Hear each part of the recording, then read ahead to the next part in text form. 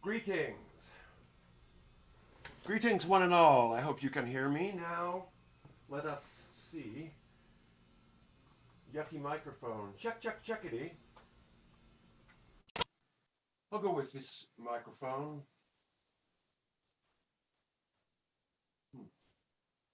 Check 1, 2.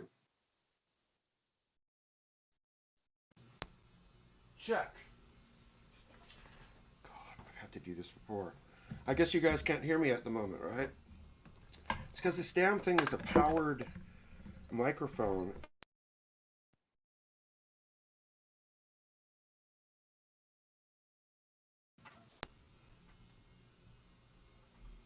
Check. Hey, everybody. Check. Okay, good. You can hear me. I don't know what the hell's going on here. The thing's telling me it's not working. If you can hear me, give me a thumbs up over there right now. Oh, man.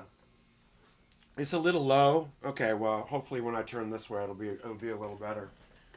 Yeah, I don't know what's going on here either. Oh my God, this whole thing's a disaster to me today. Had this camera set up here too. So welcome to the chat, guys. Let me see if I can safe driving mode. My God, wonder how it went into there. Yeah, it went into some strange mode where I can't have my phone going here. The screen's black. The screen is black? Yeah. The whole thing? Yep. What's going on here?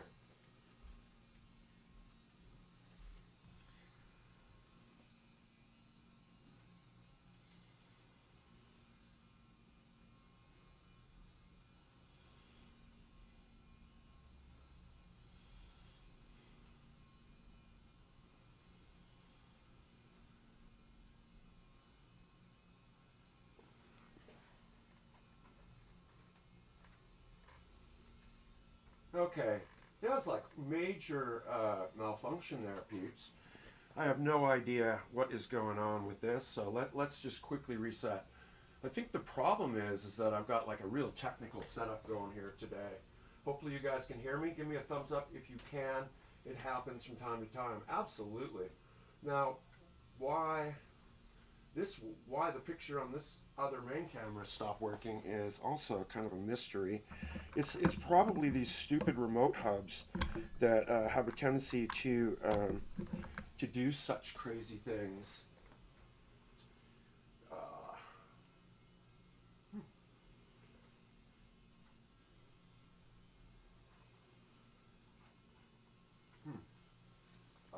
Let's see here.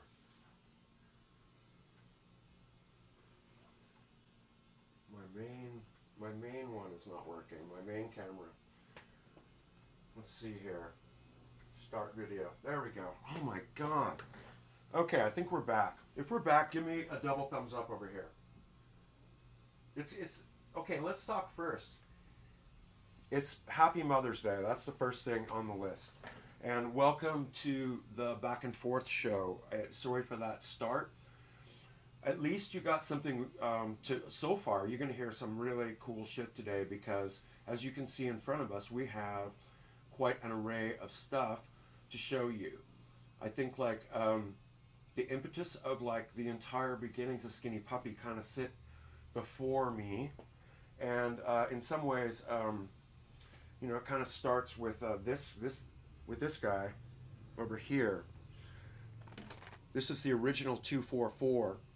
And the original 244 Porta Studio does not work anymore. And the reason is that I left it in the case. Sometimes if you leave something in the case for a really long time, it's even worse than leaving it out in the air.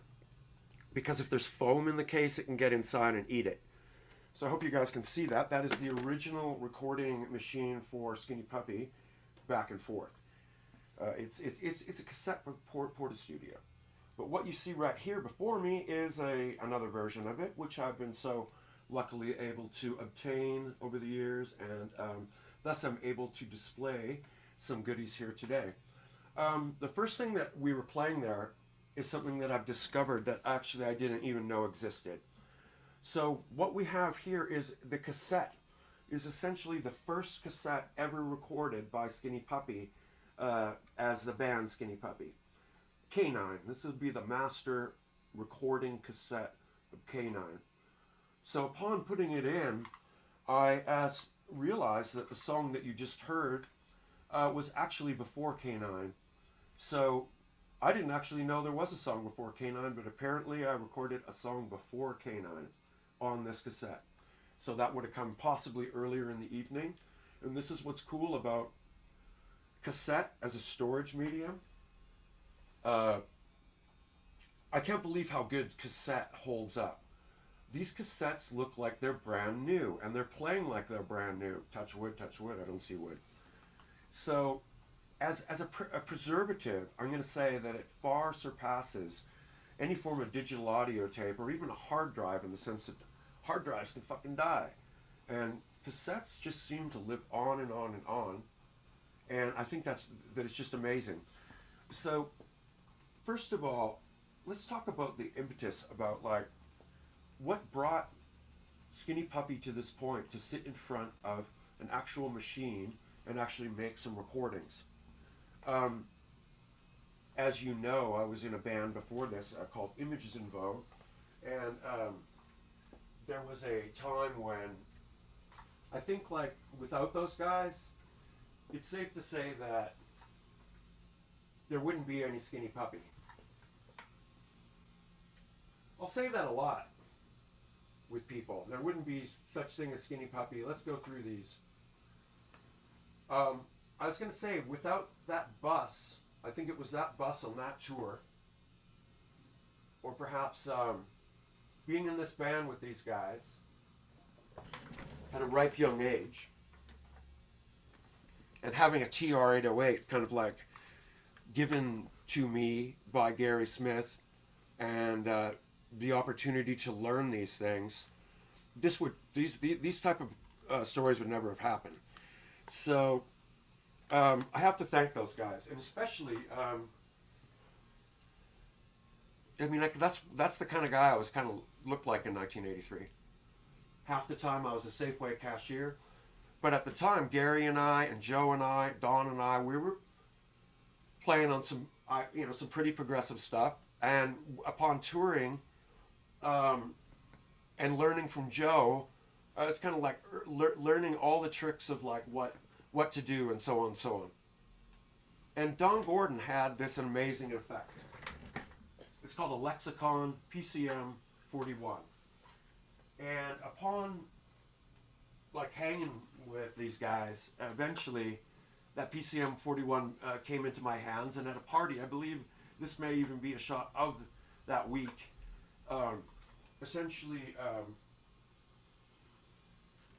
Basically, this is where it was created. It was essentially created in an apartment on Barclay Street in Vancouver, Canada. I think I actually have a shot of the actual buildings. We did this before. I actually put these together before, but what's cool is that I think it would be a lot harder to do now. I don't know. This here, this top left one, is the apartment where we made this cassette. Basically, we used to have parties here. That was the first place I ever moved out of my parents' house. Essentially, Gary Smith and I got this apartment. Essentially, we got it to have parties with our friends who we were hanging out with and staying up late. This would be the Essential Gang right there. Earl, Gary, Bill Lieb, myself, the classic Brain Eater painting above.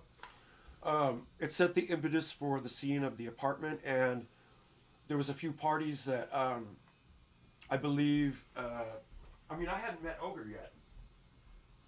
And he was to come along very quickly at one of the parties. But what is very, very odd is that actually Ogre, how I first met Ogre was,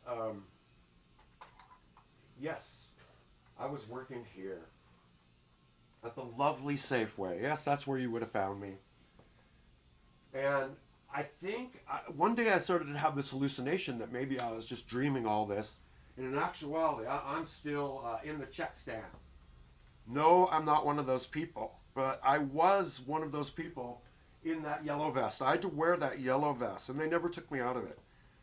And yeah, it was a curse. So basically, at that time, they only played music when you were the cashier. There was no like modern music you hear now. So it was essentially a curse. Ogre was one of my customers that came through my line. So at a party at that apartment, Ogre was there, and I said, "Hey, I'm your Safeway cashier. Remember me?" And that's how our discussion began. The parties progressed, and things were, I don't know. It was a really they were crazy parties. They weren't like they weren't easygoing parties in the sense of we watched a lot of movies.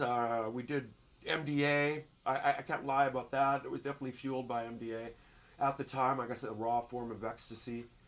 And we used to stay up for days on end watching movies. And I think like part of it after a while became very. It was very difficult for me to continue that, but I still wanted to go to the parties. So the thing is that I wanted to partake in the party in some constructive manner, but not have to do the excessive whatever else it was. So that's when the whole story about kind of like hearing Don Gordon's PCM-41, which I'm going to display for you in 1 second here. Of course, I think I've talked about this before. Going back to Images in Vogue, there was a discussion about how I didn't really know what this instrument was. And it is an instrument as much as it is a digital delay effect unit. You'll also see it here in front of me, and I'm going to just show you why it was so inviting to us. So eventually I got to borrow Don's PCM-41, and I must say it was pretty life-changing. I was already scribbling these ideas about a skinny puppy based on being on an Images in Vogue tour, and Gary Smith heard me basically speaking to a dog one day. And he said, I can't believe you speak to a dog. You should maybe call your band or something like that. And so basically, I started doing things, sort of moving forward towards an idea that if I was going to make an idea with this name, it would be something. And so right away, I remember made this card. I think I've showed this on the chat before. Skinny Puppy Project 83. So when I first made this, it basically had 3 members, and I just basically gave these cards. I think we had Joe Visvari on here, who basically showed his card, and then Mr. D. Plevin had one, and then myself. And as yet, I hadn't actually formed the band. Was moving towards it, but the story goes that the shortest song that's on the Back and Forth cassette, yes, this is a real one right here. Look. We'll open this up. Let's see. The shortest song on this cassette, called Meat Flavor, was actually an edit of a song that Joe and I did at the Images in Vogue warehouse, precursor to any of the other Back and Forth recordings. So in some ways, I guess it predates everything. And some may say this might be the holy grail. If Back and Forth is worth money, you think, the cassette, what would the master tapes be worth, you think? Let's go through some of them. I think this will be quite fun. Yes, they are the master tapes, and yes, they are the master tapes from the 244 over there that is now lovingly being played back by the Blue Tascam. Let's take a look. It might be noted that Joe and Gary and those guys had formed a very unique way of working that involved working with a Pro 1, and then you use the gate trigger in to advance the sequence. So basically you could coordinate a drum pattern and a pattern with a Pro 1 very easily. I can demonstrate this very quickly. Over here, you'll hear it, possibly. Oh, hang on one sec.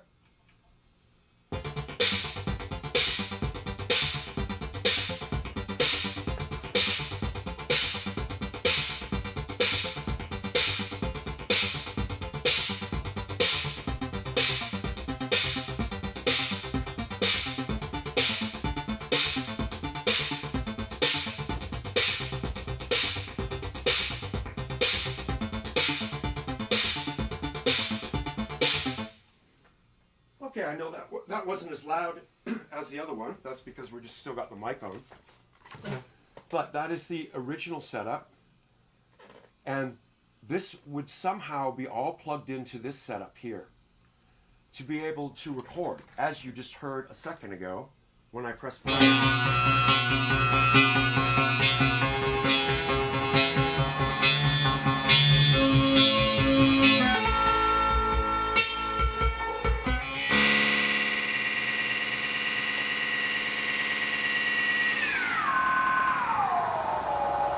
Now let's talk about the PCM-41.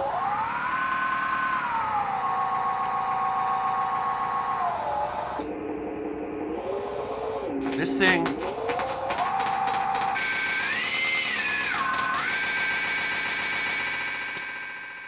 now you maybe remember seeing Ogre do that, hitting a switch on top of the PCM-41 if you ever saw the early shows live.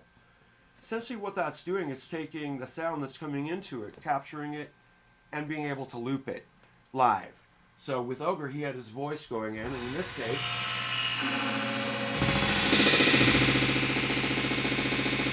there's a drum beat. I can pitch it up, way down,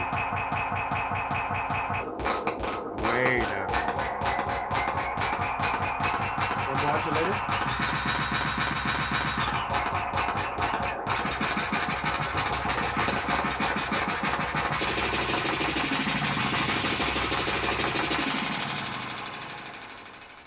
Now I know every one of you is going to be running to eBay after this to go find one, but that's exactly, I was absolutely entranced with the machine.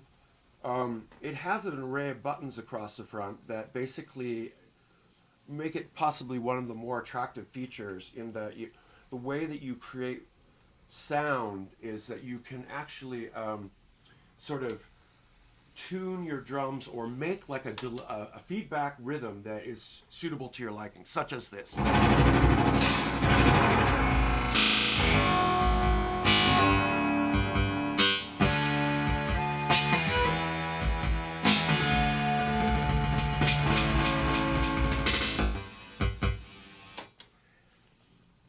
Basically, you could play it.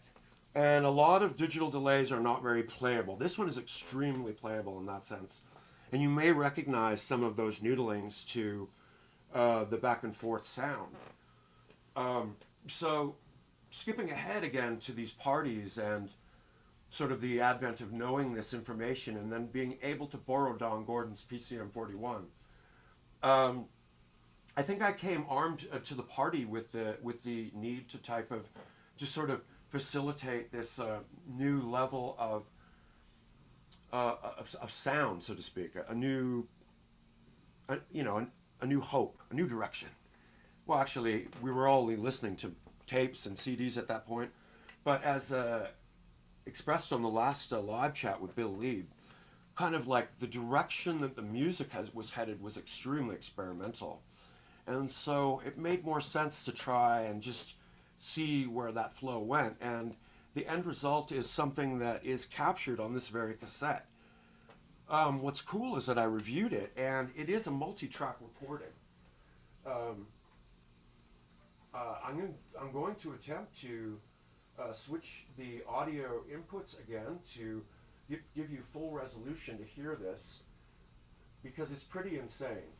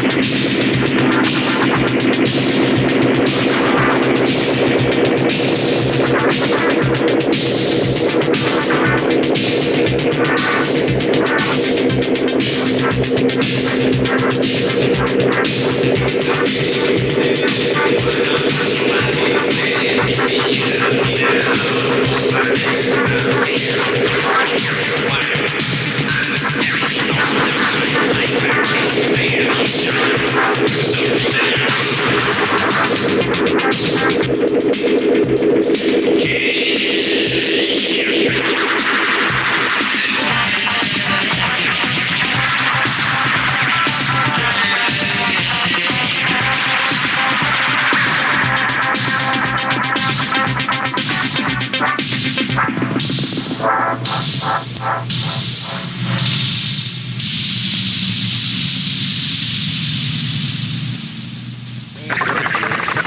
people, owners and occupiers of over 5,000 square miles of territory since the memory of man, have always questioned this incredulous idea.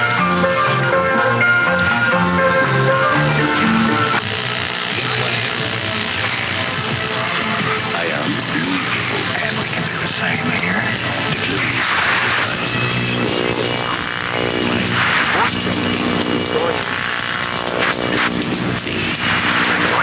We can show a fence in the background. Be a scene in the country or out on a farm. It doesn't matter if Sun City's month-old ban on smoking in all the recreation centers has created quite a stir. It's the smokers who've been forced to sneak their cigarettes outside like teenage gangs. It's the non-smokers who've been enforcing the new rule like a strong-arm police department. and it's coming not there, you went right back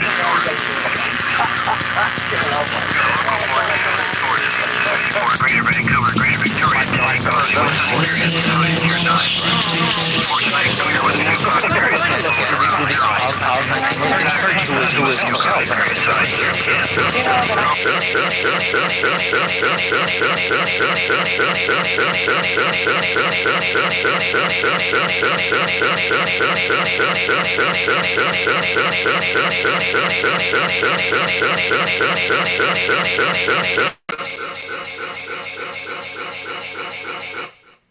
Yeah.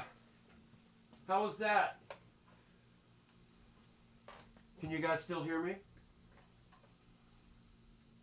Ba ba ba ba doo boo boo ba doo. So, if you can still hear me, what that was is that's the original master recording from that night, K9. If you can believe it. And I don't know, what's really insane is that it's multi-tracked, and it appears to me to be very good condition. And so the other cassettes, also from this era, I'm just absolutely blown away by the quality. Back and Forth went through a few renditions before it hit the street. I think this is the original idea, the very first sort of like design that I scratched together for Back and Forth. I don't know, maybe you can see it better on this one. Who knows? Yeah, it's the first one, and it's called Not 001. God, it even says before Ogre, what one time said me and Joe, but it became, of course, me and Ogre. On this tape, the mixes of some of our stuff, but also what is also really cool is that there's lyrics inside this cassette, and I see it's for Quiet Solitude, of course, handwritten, and K9, the original lyrics for K9. So a really old cassette. Like, I mean, one thing that I like to do, and I like to preserve time by, in some senses, leaving cassettes and leaving things like in a place where I know that they may never get touched. So in a box or in that yellow case that you just saw. And in some cases, yeah, these have kind of, remain hidden away. These would be the master tapes of Back and Forth. So after sort of like compiling the songs, how the songs will go together. And I think this is probably side A and side B. And then what would happen, it's so weird too, I even have the receipts for the actual making of the cassette, which is so weird. I don't know why I would be so, I mean, if you want to see the receipts, I got it. But what's really cool is that I have the original sort of graphic that became the album cover. So this is actually the master. So this went on to print to become the actual sleeve of Back and Forth. And I believe this was compiled by Mr. Greg Sykes in Vancouver. Thank you, Mr. Greg. Yes, the images came from a book, UFO Past and Present, and it was a paperback that I had, and obviously intrigued by the images of the aliens which visited the Earth and felt compelled towards some sort of idea of moving back and forth from external worlds to other worlds. What's cool is that this creature has been made into a sofa bee, and I was really amazed to see this. No, I did not make this. It was made in Japan. I'm trying to think who Marmite, I believe, make this, which is they do a lot of recreations of the old spotted I seen, what do you call it? I saw it, and then I drew it alien, and that's what essentially he is. He was someone eyewitness saw this guy, and said that was him. So the eyewitness apparently saw these two, and maybe they saw our first version or first whatever you might call it thing, and then this eventually became the sleeve. Containing essentially about 6 or 7 songs if you took the actual the actual length of the songs. The only song on this cassette that was actually recorded outside of the cassette world was actually Sleeping Beast, which is on the cassette, and was actually the first song that we ever recorded in Mushroom Studios. We were able to get some free time. Dave Ogilvie was able to practice as an engineer at that time and acquired the studio time, and he had done the Glenn and Joe show, I think 2 weeks before. Look into that if you're interested. And then I said, hey, would you like to do one with me and Ogre? And so we went in, and one night we recorded and mixed Sleeping Beast. The version that is on Back and Forth, I believe, yes, it was remixed one time for the release of On the Remission EP. But today we're talking Back and Forth. So the credits read myself, keyboard, drum box, tape, effect, voice. Yes, in fact, I do the low spoken voice on the pit, and I'm also the voice singer, I guess you might want to call it, on AM, and the rest is Ogre. And basically the thanks on the record, basically the monk, which played the guitar on that track. Ironically, if you go back to the Dwayne 25-year special, you will have learned that the monk played a very sad role in the history of Skinny Puppy later. And I won't go into this on this Back and Forth chat, because we're speaking about back and forth, but you can look into that on the Dwayne 25-year chat. Looks like we've got Bear. Well, that would be Gary Smith for your contributions. NE and PC and LPDs for their influences and hellos. That essentially would have been these releases right here for specifically Nocturnal Emissions, Viral Shedding. Of course, we mentioned this many times. Portion Control, I Staggered Mentally, and the legendary Pink Dots, of course, Brighter Now and Curse. And we've mentioned this many times. We received this album and got this album, and it had contact addresses for everybody. So what we did is, when I made the cassette for Back and Forth, the first people that got it were people that were from the addresses on the Elephant Table album, if you can believe it. Yes, that's how it plays in as far as the Skinny Puppy history goes. At the same time, there was a lot going on in Vancouver, and a lot of stuff happened fast. But essentially, the first copies of the cassette, this is number 9. Number 9 original cassette. Now, take a look closely.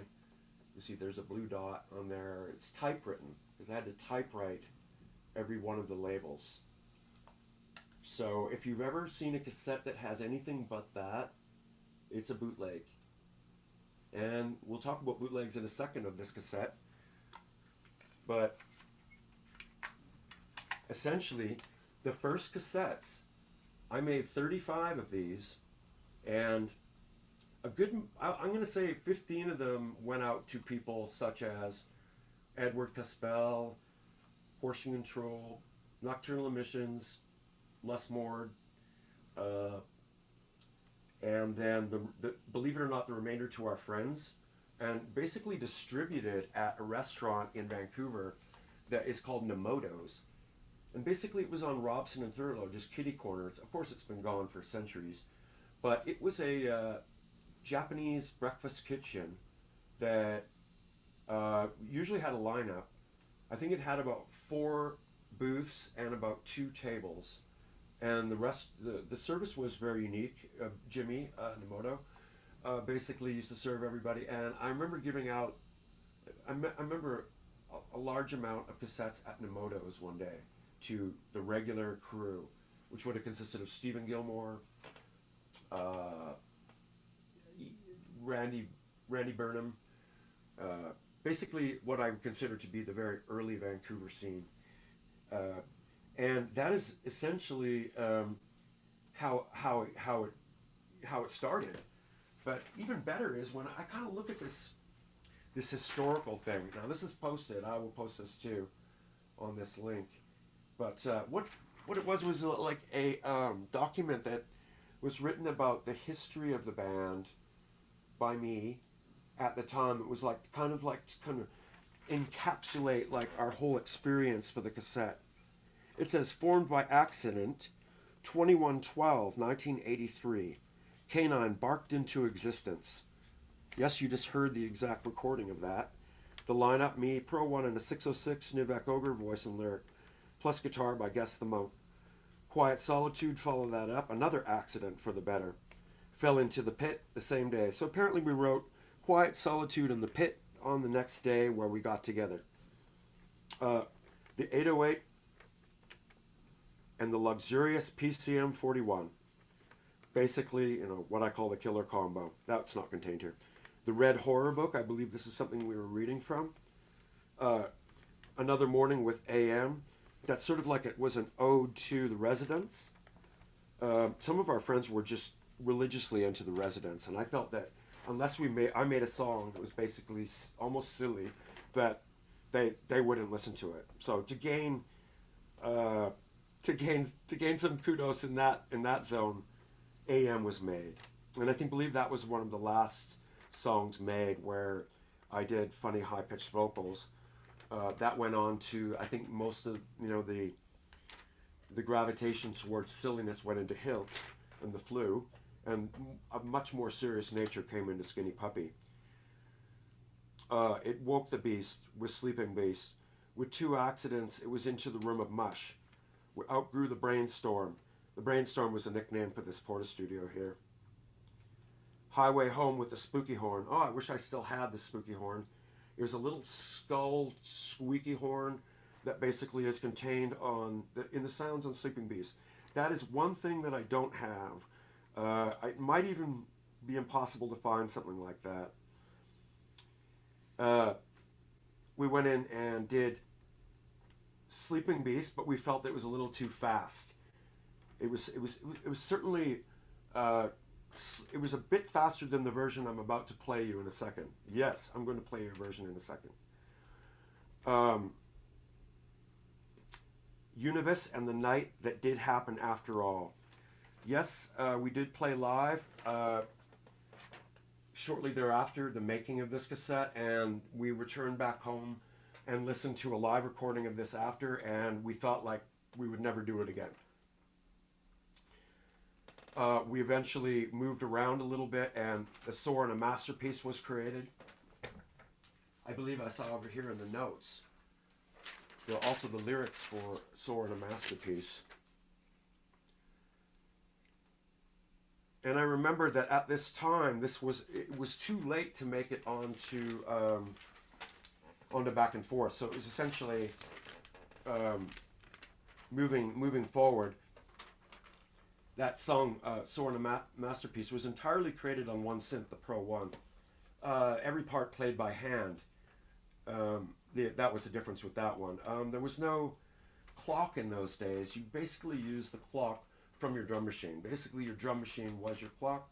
Every trigger came from the drum machine that triggered, say, for instance, the sampling delays or anything to do with timing. Back on the brainstorm for Smothered, eventually Shattered Hope. Yes, indeed, I have proof here that when Smothered Hope was first written, that it was called Shattered Hope. This was also written at this time, and what you will see there is a very sort of unique method of what I would consider, when I look back on this, of how to transcribe the music. So what it would be is that would show what octaves or changes at what times had to be done as far as the playing of the Pro 1 was concerned.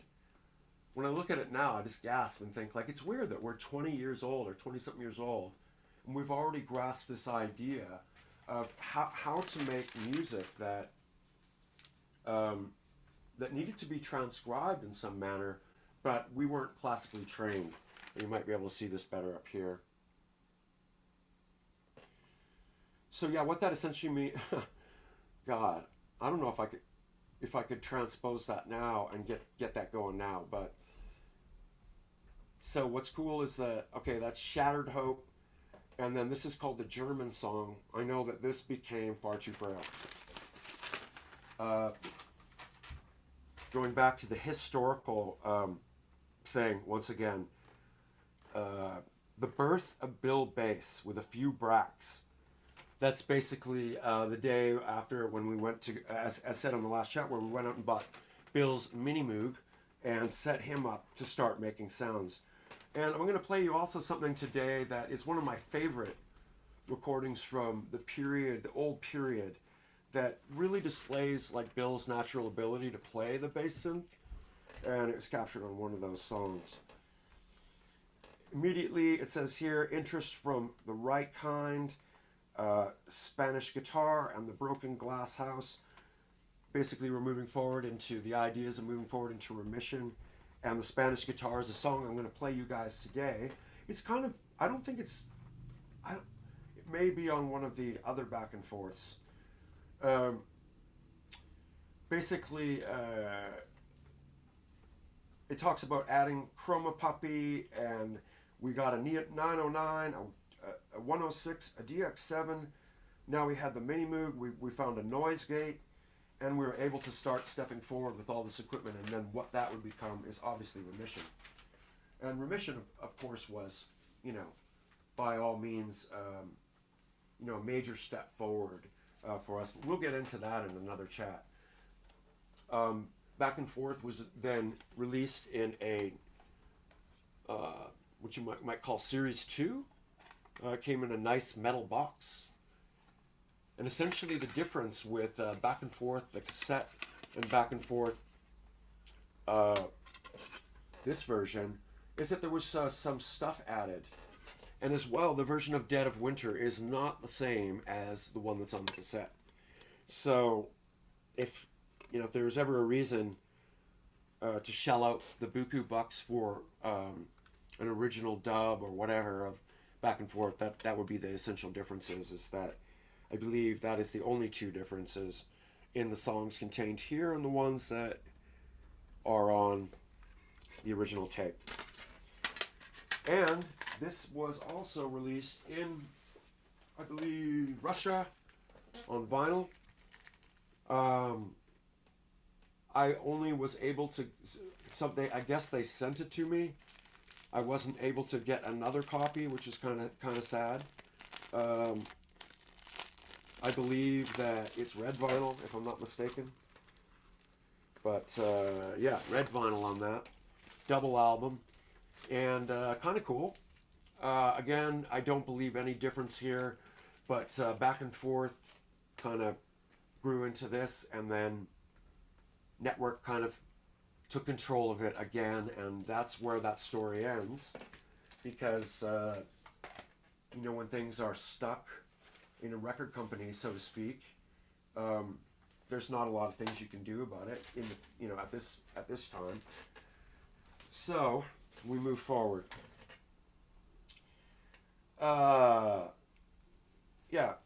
So essentially, I think that if I'm reviewing these notes here, I think that you know, as I was saying, the storage medium of these songs on here are incredible.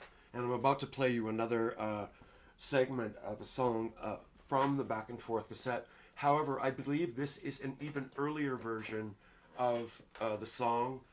I am not too sure if, well, we'll find out together here what it does contain. I know that it may or may not contain vocals. I don't think it does, so let's check it out to see. Okay.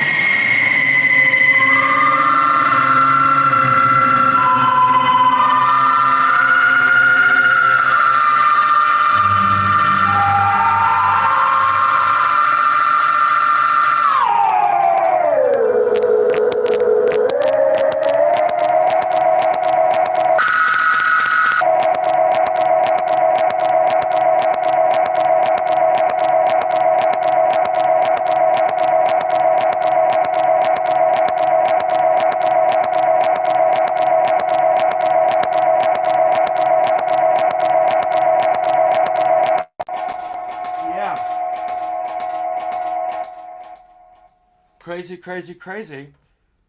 Totally different version, I would say, of Sleeping Beast.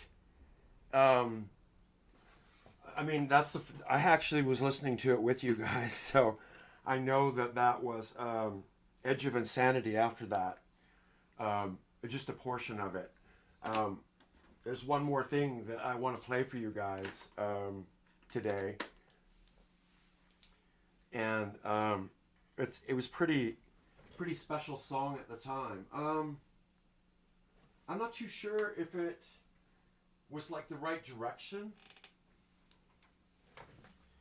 for the band, like the type of sound, but it was definitely, for me, the sound that we were obtaining in the jams at this point was kind of getting really nice and trippy and heady and you know, definitely I don't know, when we get together we were definitely enjoying the experience of making music. And I remember that shortly after this, when we moved on to making songs like to be recorded, not so much just for the Porta Studio but for the studio, like Mushroom Studios, we definitely had to compose the song first to be ready to go into the studio. So a lot of times, all the way up and all the way into Bites, there's basically Porta Studio recordings that I had to practice to go in. So that's why you'll hear other versions of Smothered Hope and Assimilate along the way, was to try and be ahead of the game once to go into the bigger studio, not to be under so much pressure, especially when guys like Tom Ellard or people like that are there with you, and you've got to be on your game, so to speak. But you know, all these people are largely responsible for how Skinny Puppy eventually became what it became, and where it went as a result of going to a party with a digital delay, a drum machine, and a Pro One. Essentially, simple beginnings, you might want to say. And I would have never imagined, honestly, that it went this far. It kind of surprises me even still that, you know, what has happened. But it has been an entirely pleasurable experience to look back on a lot of the stuff. I think that a lot of the stuff, when I listen back, it's something that you get when you're younger. You don't question it, you just do. And you do, and you know what you want to hear, and you know what the sound is, what you want to get. And for some reason, that knowing you should go with. Because that's something that later you question, and you say, I'm making music, but you question. And don't do that. Essentially, just do. And I think that is largely why oddball instruments and machine instruments with radical effects, such as this digital delay, or other digital delays, or other effects units, distortion pedals and flangers. You know, that was something that we also were very interested in. Spring reverb. A lot of the big crashing sounds, if you hear a big smashing reverb sound on back and forth, it was a spring reverb that was kind of like being fed and then sometimes even hit with a hand at the same time. The setup, as I said, is very simple. A Juno 106, the Pro One. It seems that we graduated to the 808 that you saw in the pictures earlier, and it's over there on the wall as demonstrated earlier by that Pro 1 sequence. And another rule of thumb is always hold on to your old equipment, because you never know what it will be worth one day. It's kind of crazy. Thanks, you guys. I'm looking now towards your questions, or any questions. Ba-ba-da-ba. Joey Galvin, what's that about Texas? I heard something about Texas being passing something. Congratulations, whatever it was. You guys, there's a lot. Oh my God. Okay, so thanks for all the comments and stuff. Okay, this next thing I'm going to play you as I depart today is going to be a song that is called The Spanish Guitar, and was incredibly well. I'll see what you guys think. Let's listen.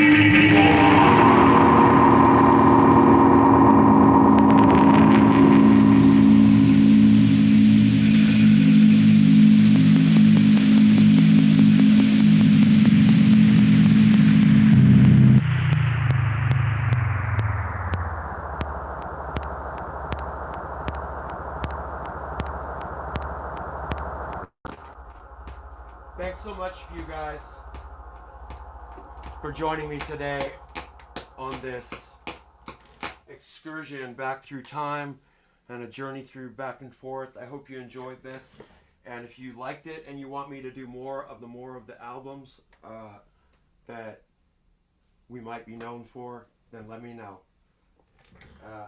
I wish everybody the most fantastic Mother's Day. Rihanna, you're the greatest mom.